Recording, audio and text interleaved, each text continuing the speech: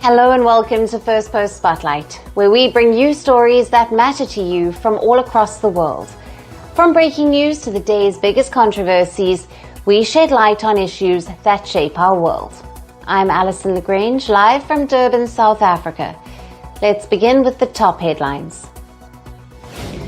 US President Donald Trump signs an order to implement a 25% tariff on auto imports, sending shockwaves in the market worldwide amid an expanding trade war. The European Union urges its citizens to stockpile food and essentials for at least 72 hours amid the ongoing war in Ukraine and Europe's spiraling security concerns. Russia confirms President Vladimir Putin's India visit following an invitation by Prime Minister Narendra Modi last year. This will be Putin's first visit to India since the beginning of Moscow's invasion of Ukraine. At least 6 people are reported dead after a tourist submarine with 40 people on board sinks off the Egyptian Red Sea city of Hurghada. Search and rescue operations are underway. And an Algerian court sentences French-Algerian writer Boualem Sansal to 5 years in jail. The writer's case has been at the heart of a diplomatic storm between Algiers and Paris.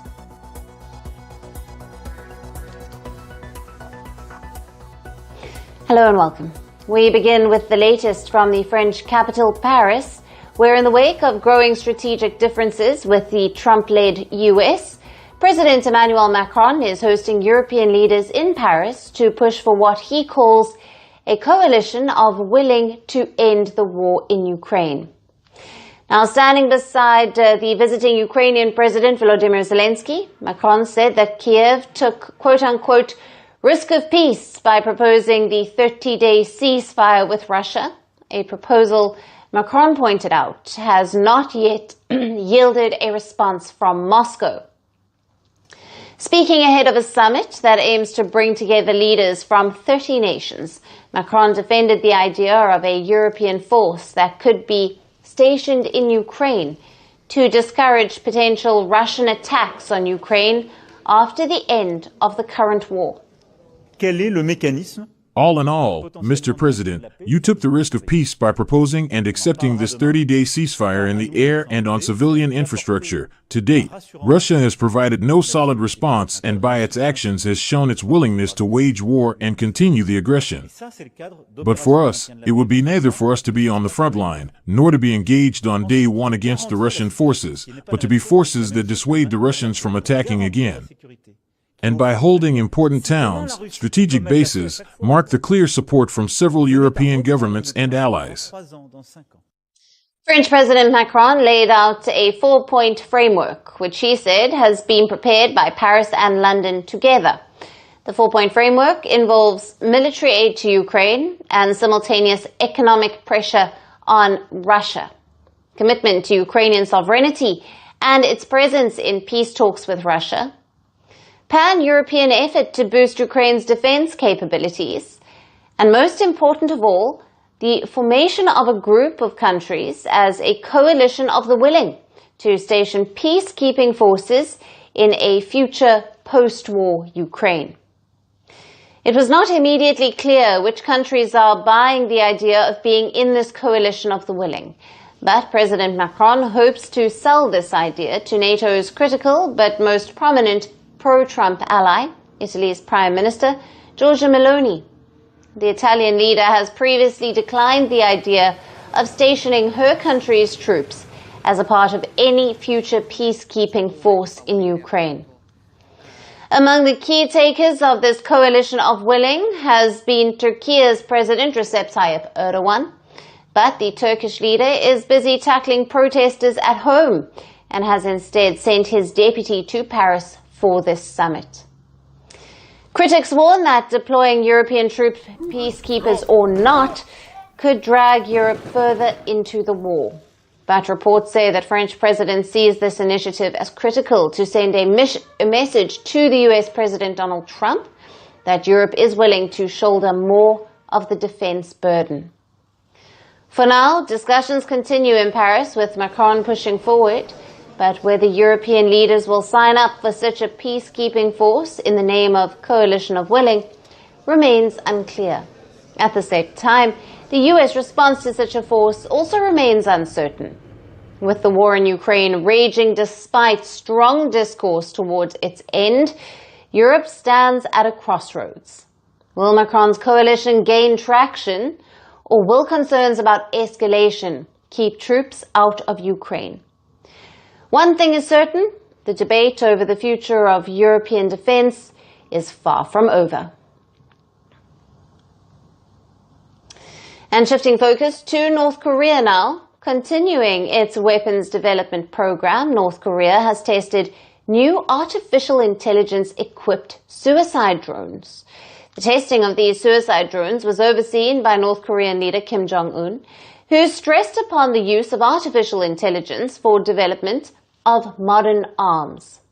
Korean state media also reported that Kim Jong-un inspected the new upgraded reconnaissance drones, and these arms have the ability to detect various tactical targets, such as suspected and enemy activities on land as well as at sea. Now, Kim Jong-un stressed on the importance of creating a long-term plan to ensure that the country strives to build smart drones to strengthen its military.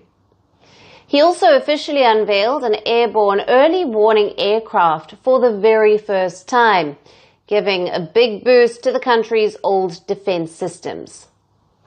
North Korean state media also shared pictures of Kim climbing toward the doors of a large aircraft with 4 engines and a radar on top of it. One of the pictures also showed Kim looking at a plane flying low to the ground. Under his leadership, North Korea has witnessed a massive expansion in weapons and arms front. There has been a significant increase in the launch of drones and ballistic missiles. Last week, Kim Jong-un also oversaw the test fire of the country's latest anti-aircraft missile system. In February, Pyongyang also held a test launch of strategic cruise missiles in the Yellow Sea. It said the test was aimed at showing off its counterattack capabilities. Last year, North Korea also launched its solid-fuel intercontinental ballistic missile, which it said would radically promote its nuclear counterattack capability. North Korea's missile tests and the latest launch of AI-equipped drones have served as a direct warning to the United States and its allies. North Korean leader Kim Jong-un sees cooperation between the United States and South Korea as a direct threat to his country. North Korea has also criticized the annual joint military drills between the United States and South Korea, calling them a rehearsal for planned and provocative nuclear war. Washington and Seoul held an 11-day joint exercise named Freedom Shield 2025 earlier this month. Meanwhile, the South Korean army has also reacted to Pyongyang's launch of AI suicide drones and said that airborne early warning aircraft still required further evaluation. The unveiled airborne early warning aircraft today still requires further evaluation in terms of its operational effectiveness and utility. If you see it, you will know that it appears to be quite dull, heavy, and vulnerable to interception. A senior army officer alleged that drones' internal device and components may have connections to Russia. Now, this has deepened concerns over military cooperation between Pyongyang and Moscow. Seoul has also repeatedly warned about the potential transfer of sensitive Russian military technology to North Korea in return for troops and weapons to support Moscow's war with Kiev. North and South Korea have technically been at war for over 70 years, but the latest escalation has nosedived ties to their lowest and ratcheted up tensions in the region to the highest point in recent years.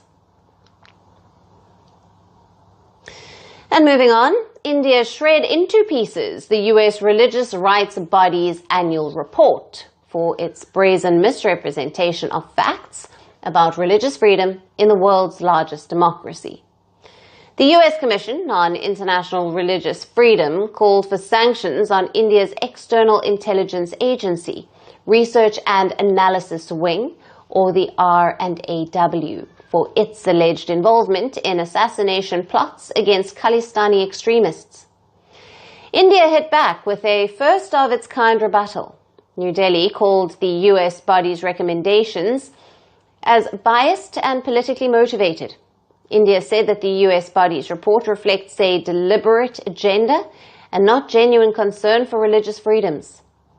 New Delhi concluded that the US religious rights body should be designated as an entity of concern amid its blatant disregard for the harmonious coexistence of India's diverse communities. Time and again, in recent years, India has pointed out inherent flaws in the annual reports of the US religious body. As for its fresh emphasis on sanctioning former Indian government official allegedly involved in an assassination plot, New Delhi has previously pledged to cooperate with the US authorities.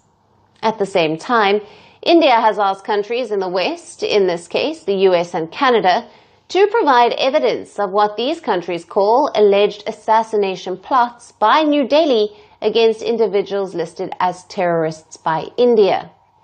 But so far, despite prompt cooperation efforts by Prime Minister Narendra Modi's government, Canada has failed to present evidence before New Delhi to prove its assassination allegations.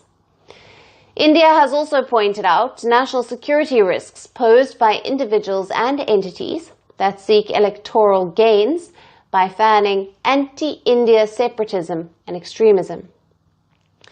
But the US religious body's report fails to take into account the granular details of these proceedings. Instead, as India pointed out, the US report conveniently chooses to misrepresent isolated incidents to cast aspersions on India's vibrant multicultural society. As a panel that gives recommendations to the US government on a matter as critical as global state of religious freedoms, one might expect its reports to have a baseline understanding of the countries where minorities are threatened by the extremists. But turns out it's a lot to expect. The report conveniently excludes Bangladesh from its recommendations of concern, where in the aftermath of the former Prime Minister Sheikh Hasina's ouster last year, more than 200 people were reported killed across religions in Bangladesh. Over 150 temples were reportedly desecrated.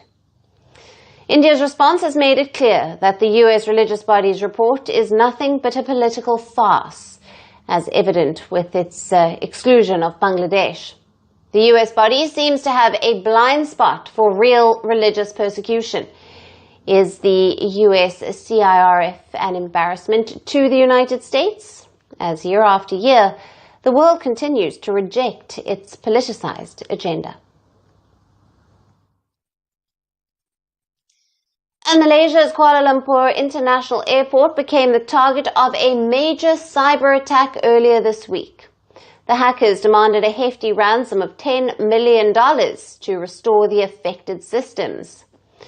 Prime Minister Anwar Ibrahim has now confirmed the attack, marking the first official acknowledgement of the incident.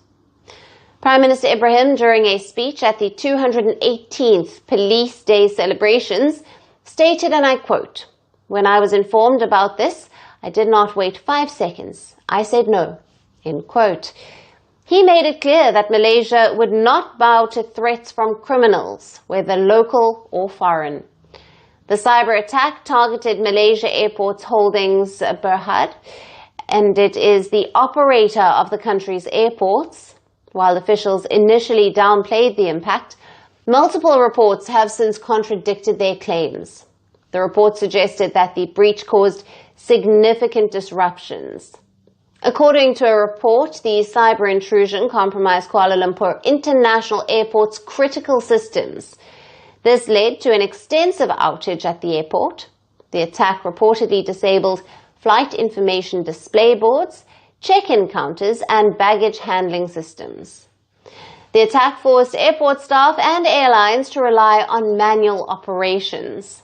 Now, according to another report, flight information boards were down intermittently for 2 days, hence causing confusion and delays. Another report suggested that the situation was worsened by the lack of a robust backup system, and this significantly slowed recovery efforts. Following the attack, authorities in Malaysia have launched an investigation. The Civil Aviation Authority of Malaysia has also been notified. The incident has reignited concerns over Malaysia's cybersecurity preparedness, particularly in safeguarding critical infrastructure. Prime Minister Ibrahim has emphasized on the urgent need for stronger cyber defense measures.